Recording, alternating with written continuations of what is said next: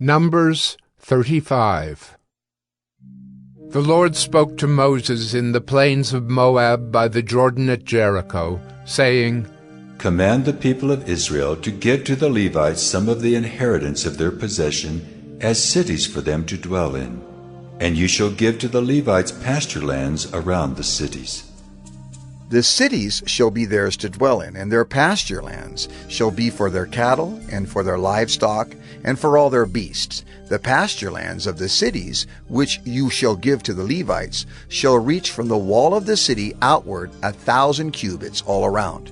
And you shall measure outside the city on the east side 2,000 cubits, and on the south side 2,000 cubits, and on the west side 2,000 cubits, and on the north side 2,000 cubits, the city being in the middle.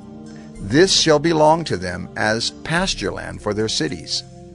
The cities that you give to the Levites shall be the 6 cities of refuge, where you shall permit the manslayer to flee.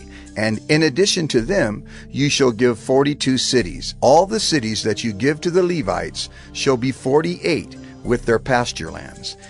And as for the cities that you shall give from the possession of the people of Israel, from the larger tribes you shall take many, and from the smaller tribes you shall take few. Each in proportion to the inheritance that it inherits shall give of its cities to the Levites. And the Lord spoke to Moses, saying, Speak to the people of Israel and say to them, When you cross the Jordan into the land of Canaan, then you shall select cities to be cities of refuge for you, that the manslayer, who kills any person without intent, may flee there. The cities shall be for you a refuge from the avenger, that the manslayer may not die until he stands before the congregation for judgment. And the cities that you give shall be your 6 cities of refuge. You shall give 3 cities beyond the Jordan, and 3 cities in the land of Canaan, to be cities of refuge. These 6 cities shall be for refuge for the people of Israel, and for the stranger and for the sojourner among them, that anyone who kills any person without intent may flee there.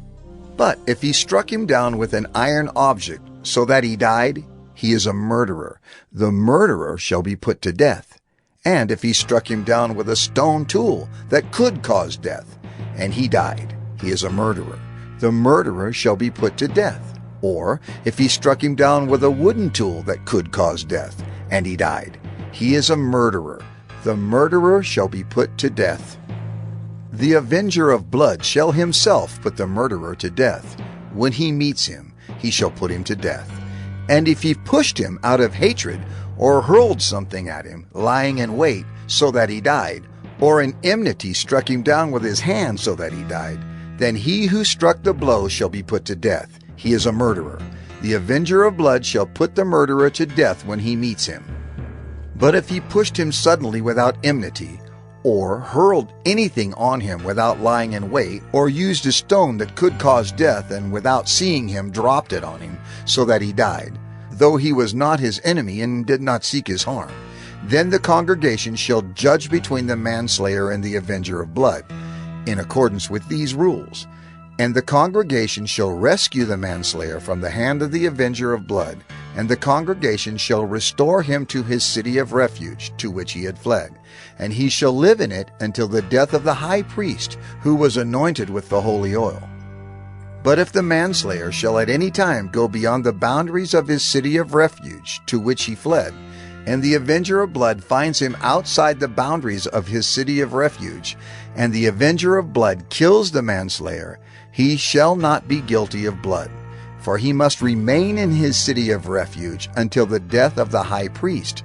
But after the death of the high priest, the manslayer may return to the land of his possession. And these things shall be for a statute and rule for you throughout your generations in all your dwelling places. If anyone kills a person, the murderer shall be put to death on the evidence of witnesses. But no person shall be put to death on the testimony of one witness. Moreover, you shall accept no ransom for the life of a murderer, who is guilty of death, but he shall be put to death. And you shall accept no ransom for him who has fled to his city of refuge, that he may return to dwell in the land before the death of the high priest. You shall not pollute the land, in which you live, for blood pollutes the land, and no atonement can be made for the land for the blood that is shed in it, except by the blood of the one who shed it. You shall not defile the land in which you live, in the midst of which I dwell, for I, the Lord, dwell in the midst of the people of Israel.